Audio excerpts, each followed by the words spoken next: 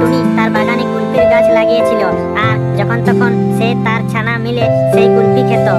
একদিন তারা দুজন বাড়িতে ঘুমিয়েছিল, আর সেই সুযোগে পাড়ার একটা দুষ্টু কাক এসে সেই গাছের সমস্ত কুলফি পেড়ে নিয়ে চলে যায়। এরপর টুনি যখন বাগানে এসে দেখে একটাও কুলফি নেই, সে তখন খুবই কান্নাকাটি করতে থাকে। আর তখনই সেখানে একটি টিয়া পাখি আসে, আর টিয়া পাখি টুনিকে বলে, টুনি বন্ধু, আমি দেখেছি কে তোমার এই কুলফিগুলো নিয়েছে। সেই পাড়ার কাকটা এসে সমস্ত কুলফি পেড়ে নিয়ে চলে গেছে। এরপর দুজনে মিলে কাকের কাছে যায় আর কাককে বলে, আমি তো একটাও কুলফি নিয়ে আসিনি, আমি তো অসুস্থ, আমি বাড়ি শুয়ে রয়েছি।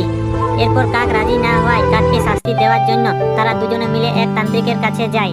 এরপর তান্ত্রিক মশাই বলেন, আমি তোমাকে একটা মন্ত্র বলে দিচ্ছি, আর এই মন্ত্রটা সেই কুলফি গাছের গোড়ায় গিয়ে করবে।